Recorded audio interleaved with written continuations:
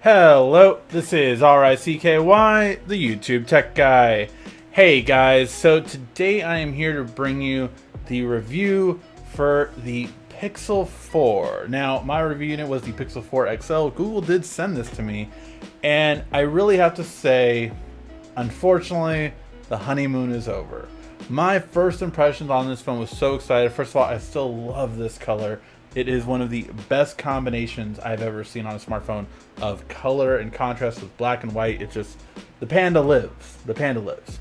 Now, that being said, let's get to the camera right away. I'm not going to get into anything else before I get to the camera, because does it live up to the hype? Yeah, it kind of does. Now, what do I mean by that? I mean, this phone is the phone you give to anyone to take a good photo. In my opinion, the iPhone 11 Pro Max and the Galaxy Note 10 Plus can take better photos than the Pixel, but that is with a certain person taking the photo. If I wanted to hand someone a camera phone with no issues whatsoever, this is the one they're going to get, because it just really is impressive in terms of its night shot, in terms of its day-to-day HDR quality. It really is just the best, easy to use one overall. I used to take the Pixel 3 with me on every trip, and I will continue to do that with the Pixel 4 on every trip I go, just because it's the easy one to hand to someone else to take a photo. So there you go. Does it live up to the hype? Yes, in that sense. It is still the best smartphone camera you can hand to someone else, and they will take a good photo. Now, the low light quality, how is it? It really is good. It just really has just made a big impression still. It still does very well, and when you put it on a tripod, no matter what you're taking a photo of, if it's in low light, it will go into astrophotography mode, and it really basically takes a long exposure for 2 to 4 minutes. It continuously keeps taking photos, it puts them all together, and it makes a better low light photo than any other phone by far. Now, on the iPhone, you can manually set it to 30 seconds if it's dark enough. You have to manually do that. Automatically, it'll only go up to 5. But even when comparing that, it's still going to be better on this side. Now, those astrophotography photos really did look great. I posted them on Instagram and Twitter, and honestly, they stood out. They really make a huge wow factor in a city light setting. So I can only imagine if I go camping, how good it would be. That really makes a big impression, and that stands out. Okay, now let's get to everything else. First of all, gestures. Is it worth the whole gestures thing? First, the face unlock is really good. I don't care about the closed eyes thing. Are you that important?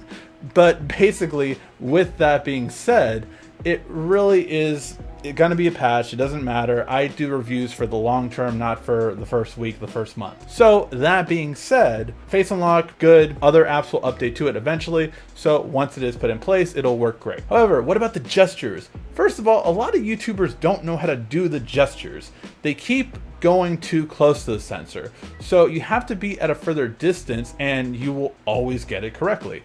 I've never had an issue with it because I figured out what distance my hand needs to be. However, YouTubers that I've seen kind of waving it all the way around are way too close, and I see it in their videos, so they can't, oh no, I've tried it all different kind of ways. Well, in your videos you did it wrong, so there you go. But here's the thing about that. I can do this on the Pixel 3a. See, there's an app called Wave Control that I've used for many, many years, and I can skip songs and repeat songs and do all that kind of stuff with this app on the Pixel 3a. Since the gestures are mainly for that more than anything else, kind of defeats the purpose of this sonar technology.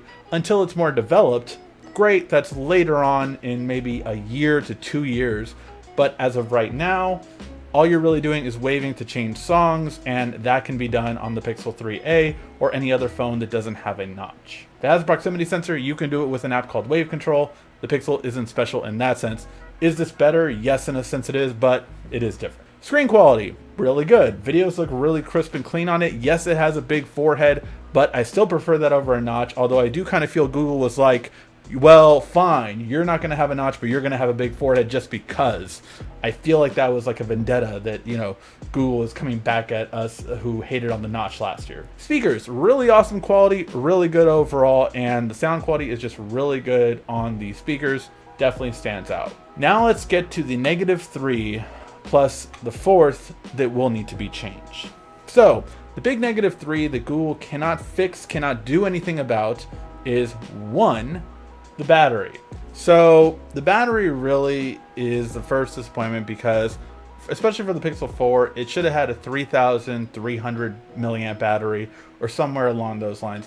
It needed a bigger battery, and I have talked to people that have the 4, and they definitely have voiced their opinion that it is a lower battery life. The 4XL, however, I think does have a decent battery life, but when we're talking about flagship prices, every flagship at this price point, the Max Pro, the Note 10, and other flagships even cheaper, have a 4,000 and up milliamp battery, which I think the Pixel should have shot for a 4,000 milliamp battery for the XL model. Overall, this is something that Google cannot update through software because it's a hardware issue. I think they slightly can improve it software-wise, but overall, I think you're definitely going to have not the best battery for this price point. Then we go to storage. Another thing that Google cannot fix now unless they again give unlimited backup photos at the actual photo size in Google Photos. Now Google Photos still has unlimited backup, but it's going to be at high quality instead of actual photo size, meaning it is more compressed, but you still have unlimited backup. So I feel like a lot of people aren't talking about that as much. So I do want to clarify that. However, 64 gigs is too small. 128 gig I think is needed, which again then brings this phone to a higher price point. I think it should have been 128 and 256. I mean, again, when we say other competitors are doing this, I mean, you can get a, Samsung 10e and it gives you 128. You can get a OnePlus 7T and it gives you 128. A lot of these manufacturers are giving you 128 at the starting point, and Google should have followed suit. Then we have the ultra wide. Well, I think that's fun, but overall I think the telephoto is more important. That's what they said on stage. I can say, along with every other YouTuber, they were wrong.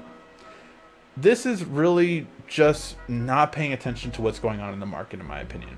The storage and the ultra-wide camera were what everyone wanted this year in a smartphone.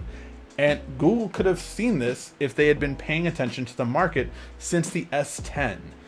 They could have had some stuff already done at that point for the Pixel, but no matter what, you have to be able to adapt.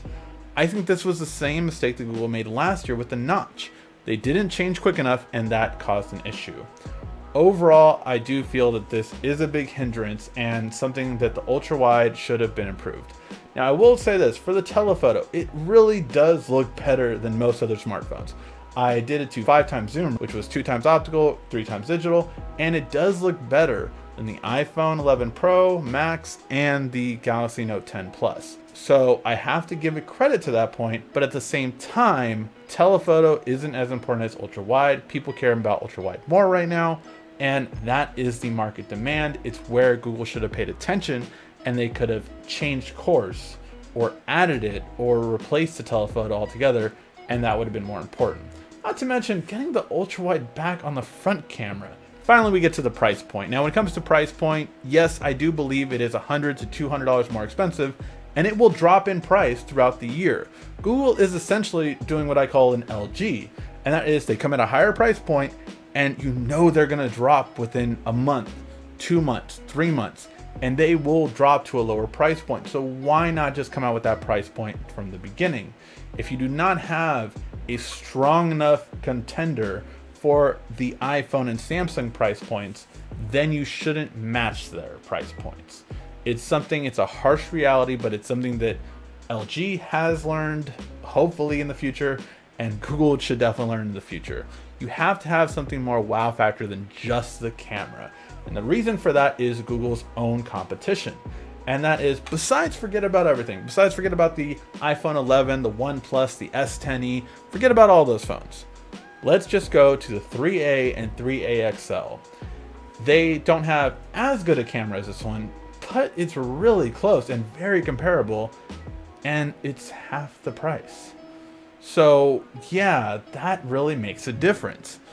Overall, Google should have lowered the price point because their own competition is going to hurt them in the end, because if you just want a good camera phone, you can just get it at a lower price point with that phone. Now, obviously it doesn't have wireless charging, it doesn't have more RAM, all this kind of different stuff, but it does have the same storage at 64 gigs starting off. So here's my overall take on the Pixel 4 XL and the Pixel 4 in general. I think it's a great smartphone, but I do not think it's going to sell at this price point. I think Google cut 3 main features that they shouldn't have, and overall with those features, they were needed. Overall, the Google smartphone for the Pixel 4 XL is one of the best smartphones of the year. It just missed the boat when it came to more things than it should have, and that's the difference from being on the top 10 smartphones of the year from being in the top 3 smartphones of the year. I really hope that Google changes, and I cannot wait for the Pixel 4a, because that is going to be a phone that everyone should most likely buy, such as the Pixel 3a is the best Pixel to buy now. Let me know your guys' thoughts in the comment section down below. Do you agree? Do you disagree? Let me know in the comment section. Let's have a great discussion about it, and I'm really curious to see all your thoughts on these features. Thank you as always for watching. This has been RICKY, the YouTube Tech Guy. Thank you for watching our video. If you liked it, why don't you go ahead and subscribe up there. Make sure you follow us on social media right here. And of course, check out our latest video up there. And right down here, you're going to find the perfect video for you. Or at least that's what YouTube tells me. Thanks again.